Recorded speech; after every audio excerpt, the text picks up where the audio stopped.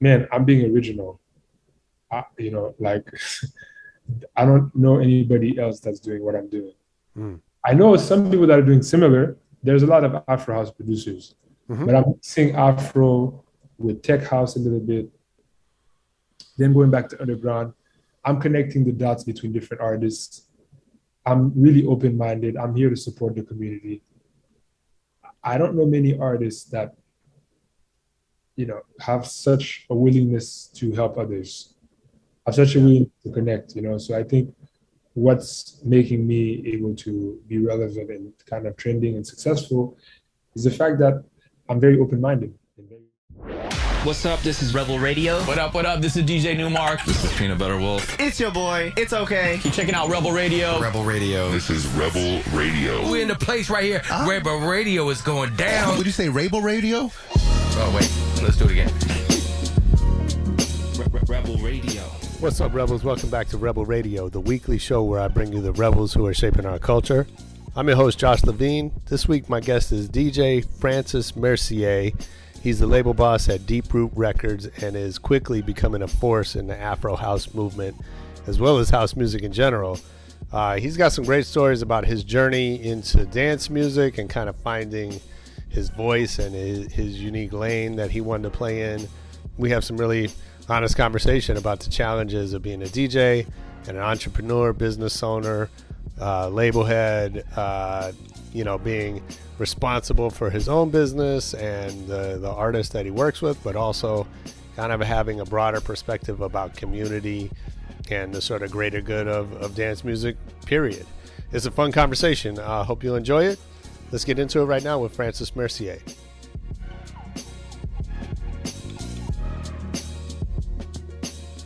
Well, man, thanks for making time to do this. Lawrence is an old friend and known him for longer than I care to remember. And he always sends me good people. So I'm excited to dig in with you. And I love the music I've been hearing and really, really like everything you're doing. So I'm excited to learn more about it. Thank you.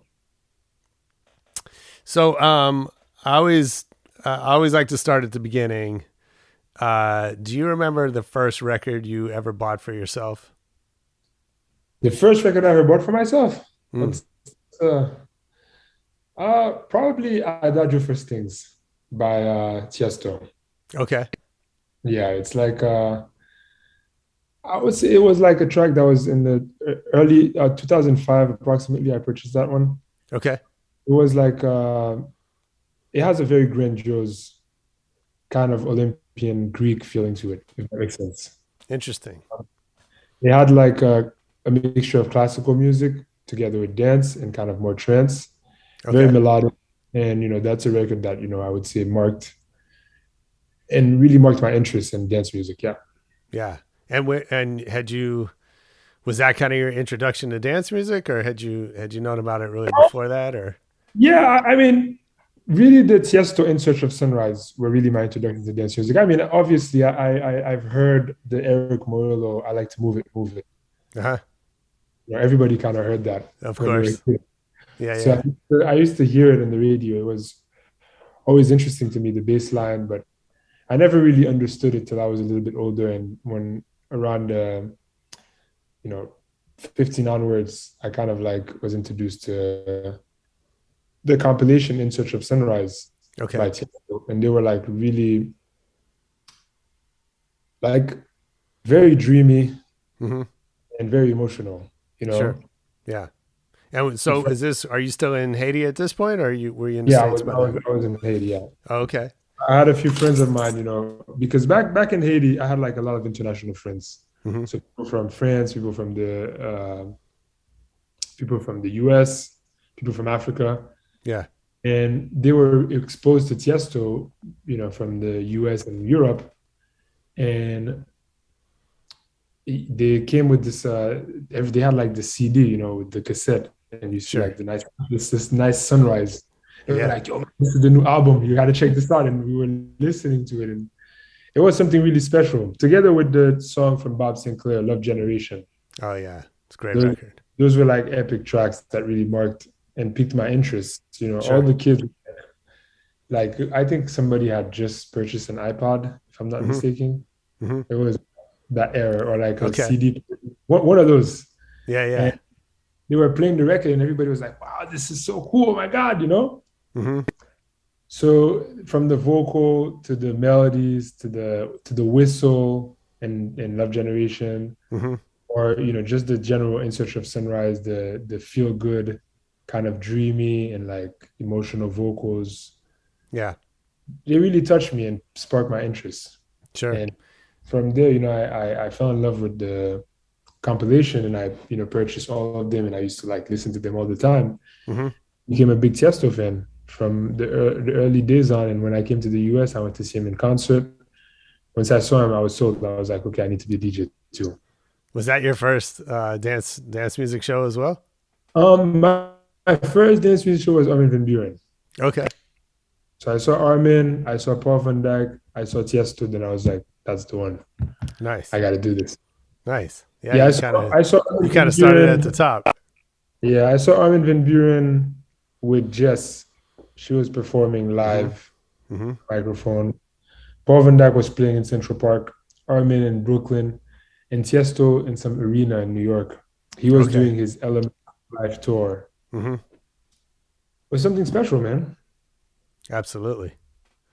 And so where was that kind of the spark to you wanting to DJ, or how'd that happen?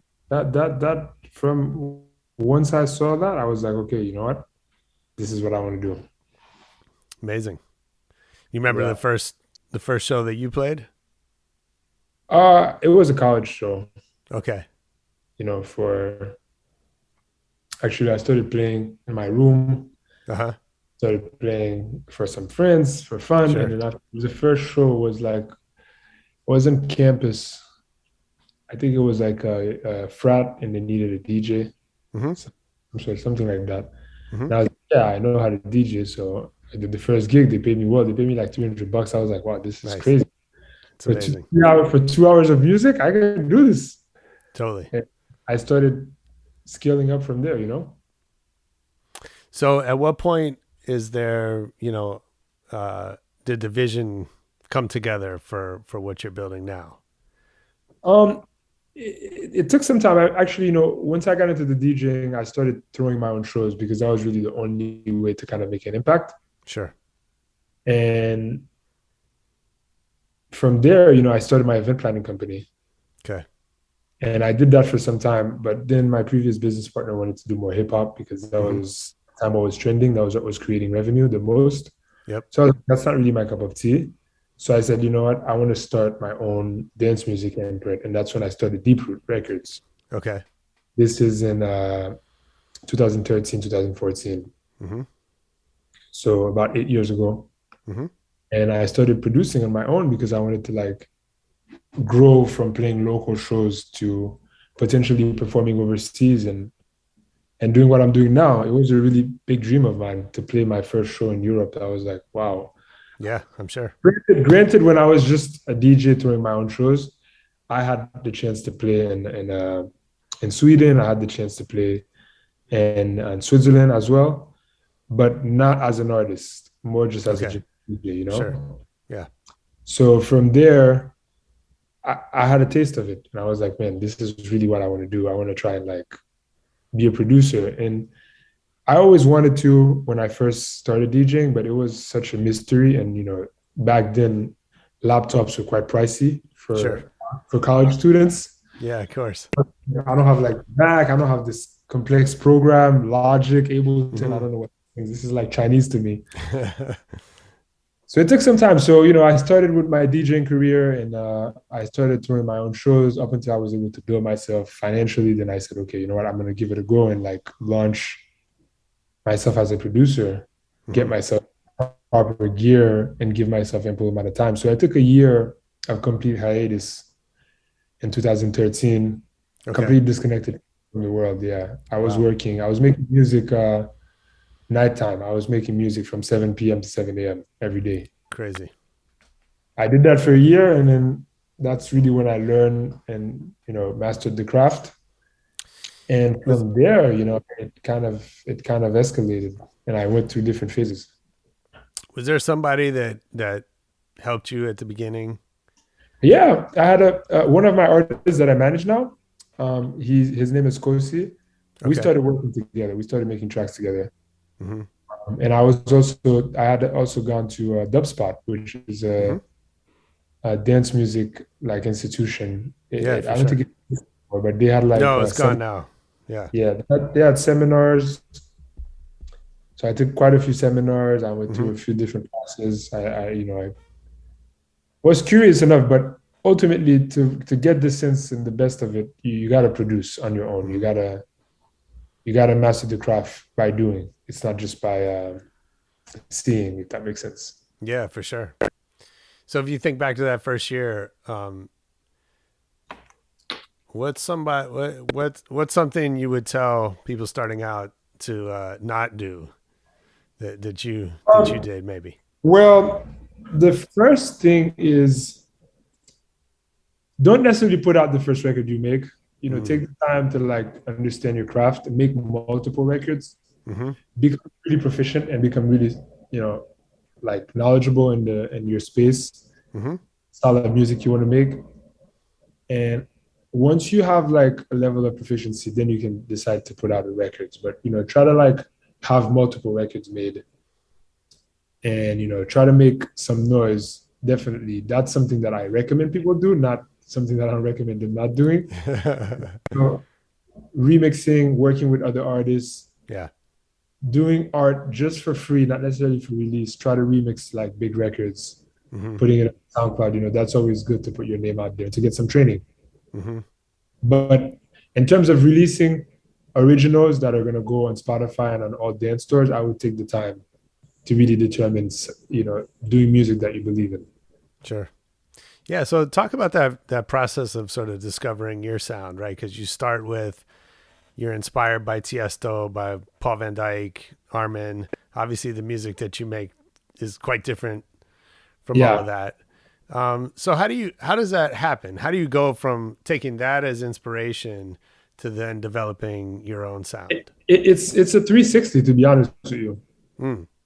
It's a 360 because the Paul Van Dyke, the Tiesto, and the Armin van Buuren of back in the day, people call it trance, but it's really close to the current deep house, which is what I'm fond of right now, right? Yep. But I went through cycles. So I started, very fond of the trancey kind of sound. And then I developed interest in classic house, which is what my main record label is. And from there, at that point, EDM was really booming. Yeah. So there's a movement called Future House that kind of came of relevance. The Oliver Heldens. This is the kind of time when I was producing music. That was what was cool, right? So that's what I started producing, really. And after producing that for some time, I said, you know what? I want to do something more underground. So I went to Tech House. And I did Tech House for a bit. And then I was like, man, you know what? The Tech House is lacking some soul. So I did some classic house finally. After doing classic house, during the pandemic, I really wanted to do stuff that's more melodic, more emotional, because that was my original love, right? Tiesto kind of tracks. And I said, you know what? Let me experiment with the Afro, the melodic, the deep, the underground. And the pandemic, I had time. So I was able to kind of like not produce just to release and to tour. Sure. I was able to produce and do something that I feel. Yeah. So I heard you on I think on Will Clark's podcast. Will's been on this show and I love some of the stuff you talked about and you talked about stacking up records during the pandemic, right? That you produced a lot of stuff. And you really took that time to dig in on music, right? Since you couldn't produce shows. So how did, coming out of the pandemic, hopefully we're out or we're coming out or something like that. What do you think you learned from that period and how has it shaped your approach going forward? Well, I think it made me wiser. It made me realize that what you put in the studio is what you get out of the studio. Okay.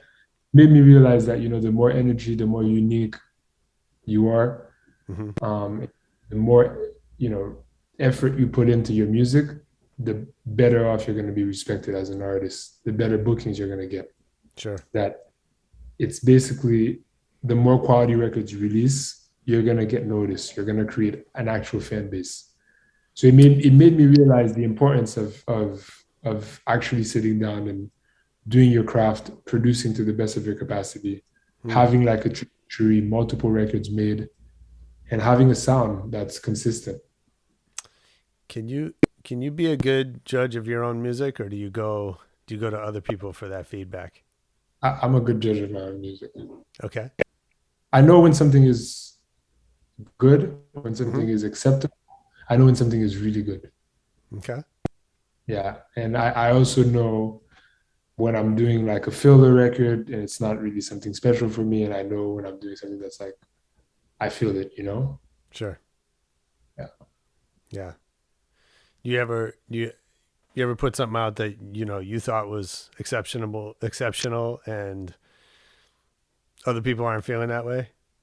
Yeah, absolutely. I mean, a lot of tracks I put out, I think people are just, I mean, nowadays people think it's exceptional. People love it.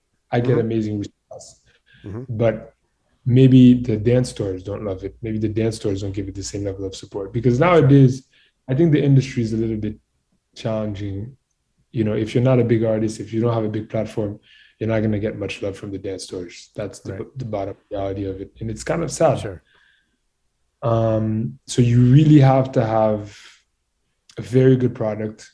You have to be able to, have a product that's strong enough to create dance, to create fans, to create listeners and an audience, so that you can potentially have support from the dance stores.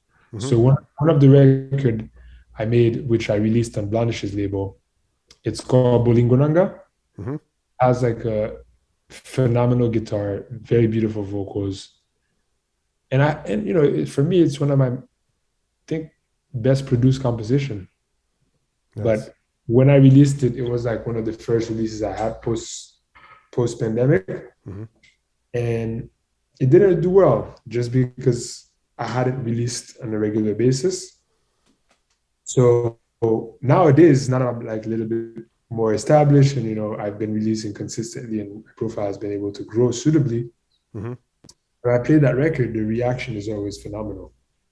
So I know when I have something really good, and typically when it's something really good and I know that it's really good, I know the crowd is going to love it. But the only thing is that it's not easy to crack the matrix of the dance stores.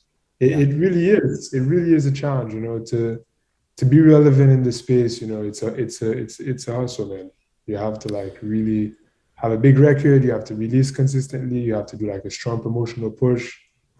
Potentially, you have to have a bigger artist than yourself on the record for it to really break, and for it to really see the light of day. Yeah. It's interesting. I think about throughout the history of music, in all genres, there's a lot of big records that we all know that weren't big when they came out, that for whatever reason, it didn't react at radio or the stores or MTV didn't like it or whatever. Right. And, there's story after story of people at a label or a manager or an artist who just wouldn't give up, and they finally got the record, and now it's Stairway to Heaven. Right. And Stairway to Heaven is a great example, right? That record did not work when it came out, and the guy at Atlantic Records just refused to die, on that record, right? He wouldn't let it die, and then it happened. And so, I think about that with what you're saying, right? And this whole, we're in this cycle that just wants more and more content. Yeah, but this is happening prime time with one of my records, actually. I have a record called Premier Gao. The original release was, I would say, received very poor reactions from the dance stores. Yeah. And I made a remix pack, right? Thankfully, the track had a huge sample, and it was relevant in Europe a lot. Then I did a remix back, and nobody knew. Everybody had lost expectations for that record, and Black Coffee picked it up, started playing it on repeat. Then Adam Port, then Kind of Music, and me started playing it on repeat, and the track is now like gaining 10K views per day. Nice. 10 views per day, and it has not received any support whatsoever from any dance store. That's crazy.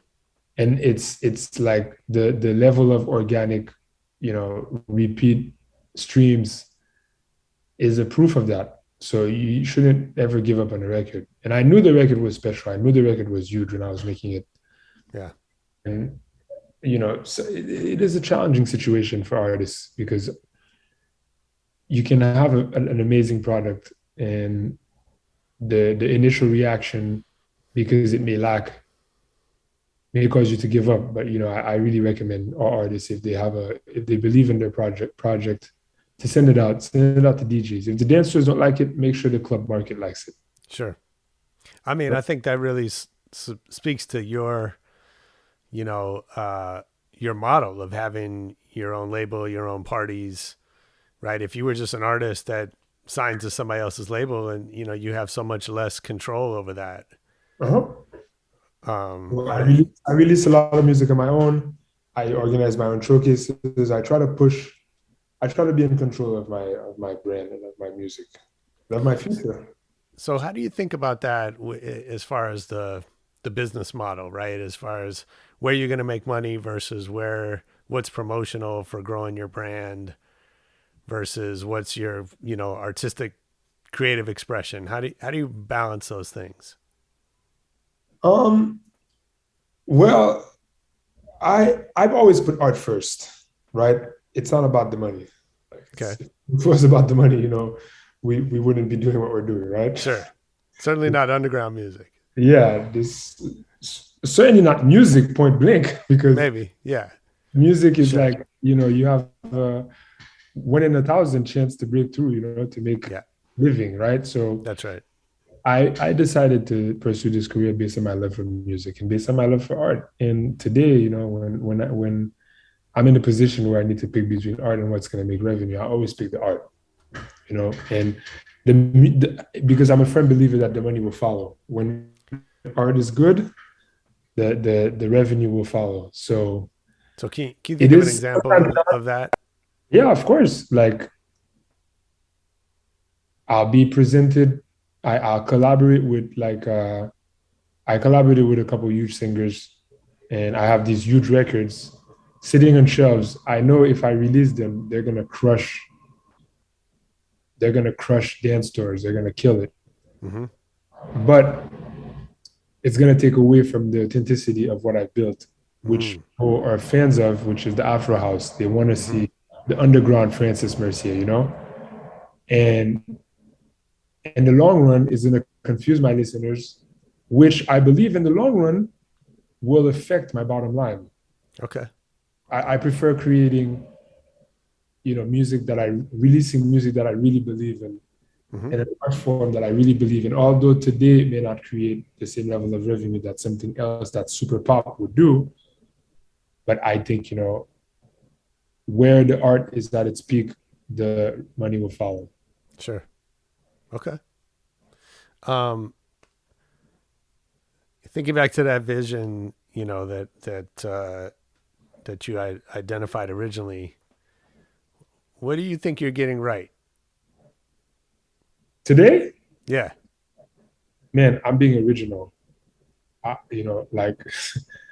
don't know anybody else that's doing what I'm doing. I know some people that are doing similar. There's a lot of Afro House producers. But I'm mixing Afro with tech house a little bit, then going back to underground. I'm connecting the dots between different artists. I'm really open-minded. I'm here to support the community. I don't know many artists that, have such a willingness to help others, have such a willingness to connect, So I think what's making me able to be relevant and kind of trending and successful is the fact that I'm very open-minded and very humble. Yeah, I mean, I know you collaborate a lot, and I know you put stuff out on other labels, and you know, you seem to be very community driven. Are you a competitive person as well? Of course, that without a doubt. But I don't try to compete with others. I try to compete with myself, right? Okay, fair enough. I try to elevate and reach higher grounds. I don't try to say, okay, I don't want this person to win. I want to do better than them. Like, that's not really what I would like to say. I like to do as good as them. Yeah. I'd like for both of us to win. Mm-hmm. I don't want to be left behind, but I don't necessarily want to be above somebody and be, at the detriment. If that makes sense. Sure. Yeah. I mean, I think especially in music and in what we do, there's room for multiple winners. Exactly. Yeah. I wish the industry was. I wish more people in the industry were like me, because it is cutthroat, man. Yeah. No question. It's cutthroat. Well, I mean, it looks like you're having fun. Well, yeah. Well, of course. Listen, man, I'm having fun, but I'm also having a difficult time. It's challenging. Okay. I'll be honest with you, it's not easy. It's a lot of people think it's just smiling and partying and drinking and traveling and enjoying. It's really not that. It's a lot of struggle. It's a lot of sacrifices. What's the hardest part right now? The hardest part is not being able to give my attention to my label. Mm-hmm. Because, I'm traveling every day and I'm performing all over the world. Yeah. So I can't really be there to nurture, my weekly showcases. Mm-hmm. I can't really be there to nurture and to polish all of my other artists' releases. And I can't, I have to pass on the torch to my label managers and to my team. And sometimes, things could be done a little bit better if I was around. Granted, my team does an amazing job, but it can be a little bit challenging, to have to give away the control. Yeah, of course. I mean, that's the curse or the burden of the entrepreneur, right? Is you build something and then you have to give it away, in order for it to thrive and continue to grow. So that's the hardest part for me these days, So where do you go for help when you get stuck with that stuff? Well, I have an amazing team, man. I have a business partner. I have 2 senior label managers. I have amazing media team. I have an events planning team. Everybody's doing their best.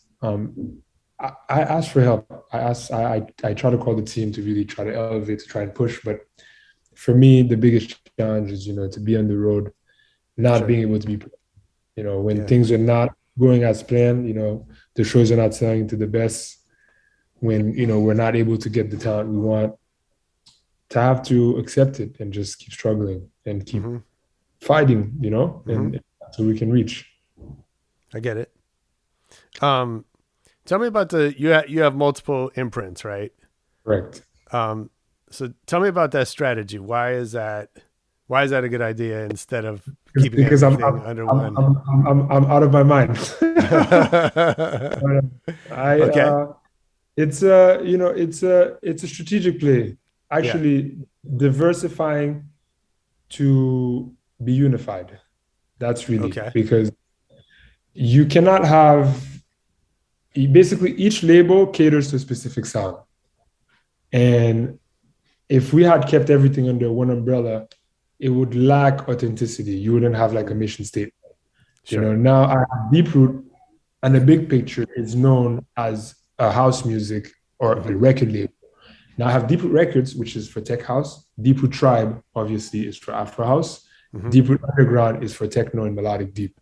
And then we have Win, which is for pop music. Okay. Having this different label, it creates more of a sense of community. People can just go to the Deeproot Tribe playlist to get their fix of Afro House. People can go to Deeproot Sessions playlist to get their fix of tech house. People know what they're getting into. When DJs receive a promo, they see Deep Root Tribe, they know what it's for. Sure. When they see Deep Root Underground, they know what it's for. So we can target different audiences, different listeners. Even when we're producing shows, we have the capacity to have like multifaceted. Sure. We can be promoting like a techno show while we have an Afro House show. It's not competing. If everything was under one umbrella, you can't really do two things at the same time. Fair enough. Sounds like a lot to manage, but I get it. I mean, yeah, it is a lot to manage, but it's much better. Yeah. Because no, it makes sense. You're not competing. Yeah. Let's talk about music marketing for a minute. It seems like, everybody's so fixated on TikTok right now. And, there's all this hype about, certainly in the major label side, they're waiting for songs to break on TikTok before they'll even release something.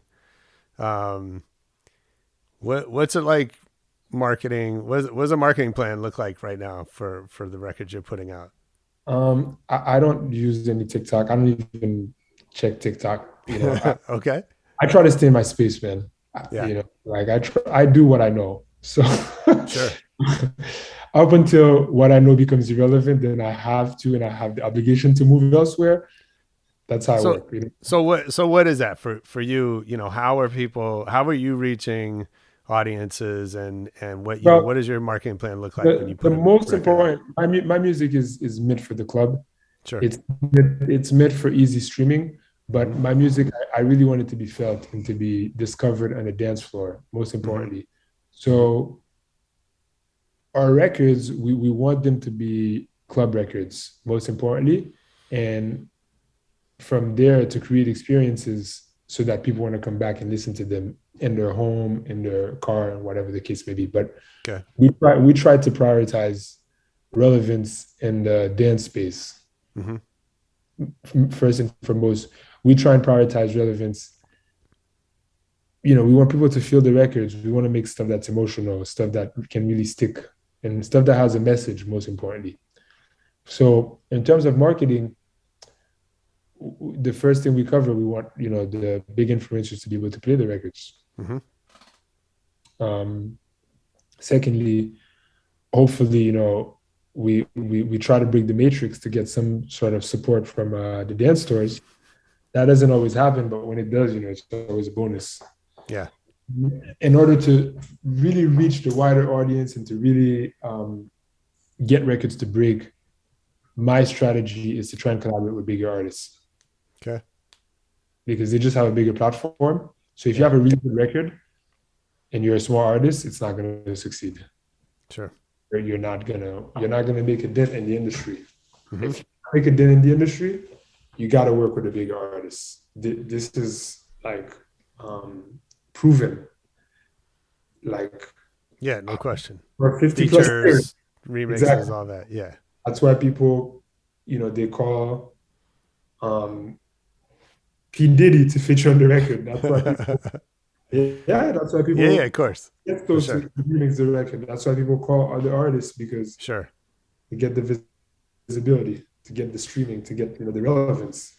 So what about you? I mean, I know you have, in addition to the label, you're managing artists. What are you looking for besides someone whose music you like? What are you looking for in an artist? What tells you that you want to work with somebody? Okay. First of all, I have to like their music. Of course. Secondly, I have to be able to connect with them on a personal level. I have to be able to see that they're good people. First and foremost, like, we're not in the business here of making money. Sure. We're in the business of creating relationships, of making people happy. So I have to be able to feel comfortable and happy with that person. Most importantly. So if I'm able to manage an artist, I have to be able to vibe with them first and foremost. And how do you do that? You do that in the studio? You do it in the club? Not necessarily in the studio, just talking to them. Okay. Just feeling the energy. Okay. I can feel people's energy based on their text, based on talking to them on the phone. Mm-hmm. That's what makes me a DJ. Sure. I like Oh, it. that's what being a DJ, you have to be able to read people, right? Yeah. You Yeah. have to be able to read people from looking at them. You have to be able to read an audience and read body movement to know if what you're playing is good. That's right. You have so as DJs, we're able to read people. When we're talking to people, we're able to feel their energy Okay. through text, through conversation, through Hmm. body language. Hmm. For me, when I'm speaking to an artist, I want to be able to see that the energy is right, that the intentions are good, that we're able to build something beyond just their career, that Hmm. I'm able to contribute to them, to their life, and they actually care about what I'm doing and vice versa. Love it. Yeah. So I try to prioritize friendships Okay. first and foremost over, is this artist going to create profit for me? Sure. Especially in this day and age, if there's no friendship, if there's no synergy, I walk away, man. Mm. From whatever the business deal is, whether it be from the booking, whether it be from relationship, whatever the case may be. If it's not right, it's better to skip it because yeah, Are you good at saying no to things? not very good. But every day I'm realizing that I need to learn to do that. Sure. It's a tough skill. It's so important. Yeah, But I mean, but it's I'm tough, gonna start saying, and especially for somebody who really values relationship and friendship yeah, and I'm gonna all start saying no though. I'm gonna start saying that. no. I mean, All I right. have to, otherwise I'm gonna die, man. Yeah, of course. Of course. Full disclosure, I have like a lot of booking requests, and I have Yeah. to start saying no to Yeah. people. It's Absolutely. like No, even it is. It's important and it's hard. It's yeah, hard, especially I think for, as an artist, you start out, nobody wants to book you, right? You get one booking and it's the best day of your life. And then if you do it right, then you have more than you can handle and you have to say no to things. But who wants to do that? yeah, it's Yeah. difficult, man. Yeah, for sure. Um, so These are, I know, these are some good questions, man. thank you. Thank you. I've been doing this a long time. I appreciate it. Um, well, here's an odd one. So I know you studied math in college, yeah? Yeah, And how do you use that today? Is that important? I'm the founder of a business, bro. Fair enough. So I oversee the accounting, the decision making. I use it in my everyday, because I think studying math just develops your brain. It's Sure. just studying anything actually, just develop your capacity to take on projects, to deal with responsibility, to deal with pressure, right? Yeah. And to keep cool when there's an issue. And I have to keep cool when there's an issue in music in all Yeah. form of way. Sometimes, I have to make a record, there's a really strong deadline. I gotta keep my cool. Sometimes I'm performing and the vibe is not right. I gotta keep my cool. Sometimes performing, the equipment is problematic. I gotta keep my cool, Yeah. Even I'm touring, I miss a flight, not a big deal. I gotta be able to like Absolutely. maneuver. So I think I gained this kind of aura and this kind of experience from challenging, difficult studies, which kind of trained me to deal with complex problems with a cool head. I love it. Yeah, I of love it. course, man. It No, we sounds. were supposed to call like 10 minutes ago. I'm like, okay, man, Pedro. Yeah, it's all good. You got to roll with it. Those are big life lessons. Yeah. Well, let me do a quick lightning round before I let you get back to work. Okay. What's your favorite city to travel to? Paris. Yeah, mine too. Who's your favorite DJ? Today, Black Coffee. Okay. What's the last great book you read? Last great book, A Beautiful Mind. It's a good one. What movie do you think you've seen the most in your life? That's a tricky one. Oh wow. Oh wow, I can't respond to that. That's a really good one. Okay. Let's say maybe we'll say, what movie have I seen a lot? Probably the French Les Intouchables, the French movie with the dark skinned actor who's helping the blind. You know what movie I'm talking about? No. Okay, it's a French movie called Les Intouchables. It's a Okay. We're gonna look French it up. comedy. It's a French comedy with a actor called Omar Sy. I think Okay. I've seen it a fair number of times. Yeah. Nice. I'll look that up. Who's somebody you've learned a lot from that you haven't met? Oh, okay. That's a good one. Somebody I've learned a lot from. I think this is like very good questions, and I want to be able to answer them properly. Somebody that I've never met, but I've learned a lot from. Uh, there are a few people. It could possibly be, like an agent. It could possibly be a artist manager. Mm-hmm. But these days, I feel like I meet everyone, Yeah, of course. right? I feel like I'm on the road. Yeah, And sure. things are so accessible.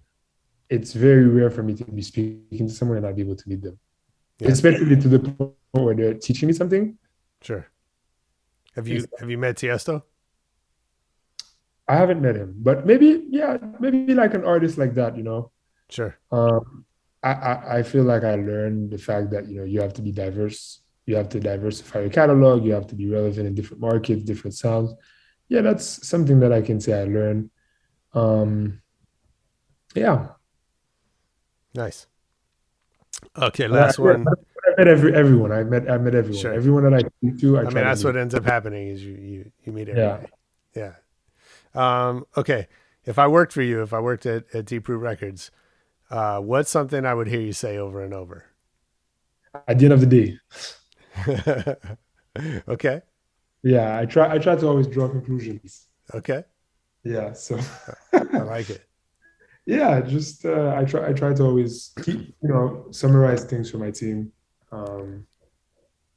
And also I will also say to my team not to be afraid and to always follow their gut and follow their inner thoughts.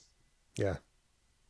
That's big. And I think people, when you lead a team, it's really about helping people break through the fear. Yeah. Being able to be confident and being able to push through despite second guessing. Yeah. No question. That's big. Well, man, it's so great talking to you. I appreciate the insight. Great chatting with you too, man. Thank you, man. I love what you're doing. We'll keep listening. How should everybody find you online? On Instagram, it's DJ Francis Mercier. On Spotify and all the dance stores, it's Francis Mercier. Cool. FRANCIS Mercier, MERCIER. And I think Instagram is typically the best these days, just because it's like everywhere. But also my website, francismercier.com. People can see where I'm touring, where I'm traveling, where I'm performing. Nice. And I'll be all over the world this summer. You can't miss me. Nice. Well, hopefully you'll be in LA soon. We'll be all over. East Coast, West Coast, Europe, Africa, South Africa, all over the place, Dope. man. Awesome. We'll be watching. Sounds good. Thank you for your time, all right?